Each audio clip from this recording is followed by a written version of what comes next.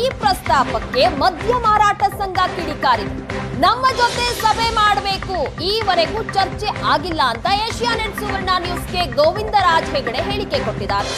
ಕೆಲ ಎಂಎಸ್ಐಎಲ್ ಶಾಪ್ಗಳನ್ನ ಸರ್ಕಾರ ಇನ್ನೂ ಮಾಡಿಲ್ಲ.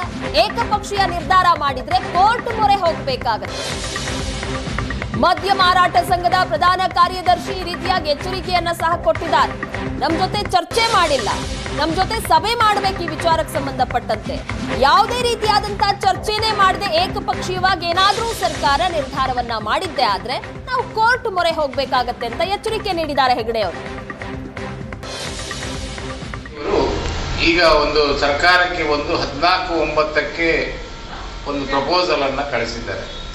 ಅದರ ಪ್ರಕಾರ 200 ಚಿಲ್ಲರೆ CL2ಗಳು ಇನ್ನೂ ಊರ್ಜಿತ ಆಗಿಲ್ಲ.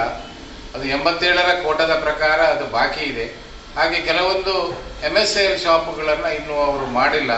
ಇದೆಲ್ಲವನ್ನು ಸೇರಿಸಿ 500 ಚಿಲ್ಲರೆ ಅಂಗಡಿಗಳಾಗ್ತವೆ. ಇದನ್ನು ಆಕ್ಷನ್ ಮಾಡ್ತೀವಿ ಅಂತೇಳಿ ಹೇಳ್ತಾ ಇದ್ದಾರೆ. ನಾವು ಹಲವಾರು ಮೀಟಿಂಗ್ಗಳು ಆದಾಗ ನಾವು ಈ CL2 ಕೋಟಾ ಇನ್ನೂ ಬಾಕಿ ಉಳಿದೇ ಇಲ್ಲ, ಅದ್ರ ಬಗ್ಗೆ ಒಂದು ವಿಸ್ತೃತವಾದ ಚರ್ಚೆ ಆಗಬೇಕು ಅಂತ ಹೇಳಿದ್ದೀವಿ. ಇನ್ನೂ ನಮಗೆ ಅದಕ್ಕೆ ಅವಕಾಶವನ್ನು ಕೊಟ್ಟಿಲ್ಲ. ಒಂದು ವೇಳೆ ನಮಗೆ ಅವಕಾಶವನ್ನು ಕೊಡದೆ ನಮ್ಮ ಒಂದು ವಿಚಾರವನ್ನು ಅವರು ಕೇಳದೆ ಸರ್ಕಾರ ಇದನ್ನ ತೀರ್ಮಾನವನ್ನು ತೆಗೆದುಕೊಂಡಲ್ಲಿ ನಾವು ನ್ಯಾಯಾಲಯದ ಮೊರೆ ಹೋಗ್ತೇವೆ, ಅಷ್ಟಂತೂ ಖಾತ್ರಿ. ಇಲಾಖೆಯವರು ಇನ್ನು ಸರ್ಕಾರ ಅಸ್ತಿತ್ವದಲ್ಲಿ ಇಲ್ಲದ ಮದ್ಯದ ಅಂಗಡಿ ಹರಾಜಿಗೆ ಪ್ಲಾನ್ ಮಾಡಿಕೊಳ್ತಾ ಇದೆ. ಈ ವಿಚಾರಕ್ಕೆ ಸಂಬಂಧಪಟ್ಟಂತೆ ಅಬಕಾರಿ ಸಚಿವ RB ತಿಮ್ಮಾಪುರ್ ಅವರು ಸಮಜಾಯಿಷಿಯನ್ನು ಕೊಟ್ಟಿದ್ದಾರೆ. ಯಾವ ಅಡ್ಡದಾರಿಯನ್ನು ಕೂಡ ಅಬಕಾರಿ ಇಲಾಖೆ ಹಿಡಿದಿಲ್ಲ ಅಂತ ಸಮರ್ಥನೆಯನ್ನ ಮಾಡಿಕೊಂಡಿದ್ದಾರೆ. ದೆಹಲಿ ಮಾದರಿಯಲ್ಲಿ ಏನು ಹಗರಣ ಇಲ್ಲಿ ನಡೆದಿದೆ ಅಂತ ಪ್ರಶ್ನೆ ಮಾಡಿದ್ದಾರೆ. ಹಳೆ ಲೈಸೆನ್ಸ್ ಹರಾಜಿನ ಮೂಲಕ ಮಾರಾಟವನ್ನ ಮಾಡ್ತೀವಿ, 100% ನಿಯಮದ ಪ್ರಕಾರವೇ ಹರಾಜು ಪ್ರಕ್ರಿಯೆ ನಡೆಯುತ್ತೆ ಅನ್ನುವಂತ ಮಾತನ್ನ ಅಬಕಾರಿ ಸಚಿವರು ಹೇಳಿಕೆಯನ್ನು ಕೊಟ್ಟಿದ್ದಾರೆ. ಯಾವ ಅಡ್ಡದಾರಿಯನ್ನು ಕೂಡ ಅಬಕಾರಿ ಇಲಾಖೆ ಹಿಡಿದಿಲ್ಲ ಅಂತ ಹೇಳಿದ್ದಾರೆ.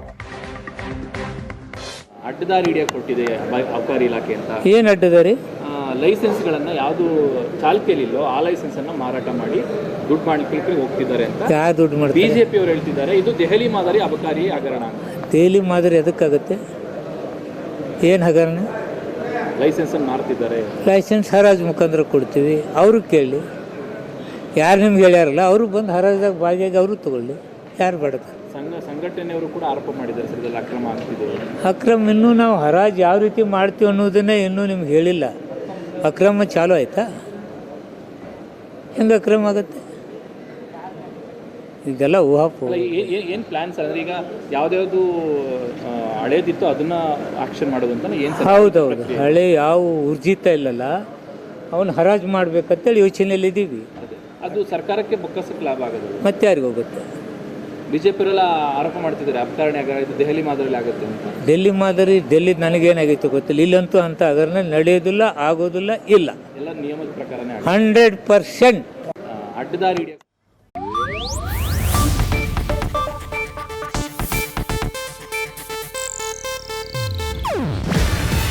ಇದು ಏಷ್ಯಾನೆಟ್ ನ್ಯೂಸ್ ನೆಟ್ವರ್ಕ್ ಪ್ರಸ್ತುತಿ.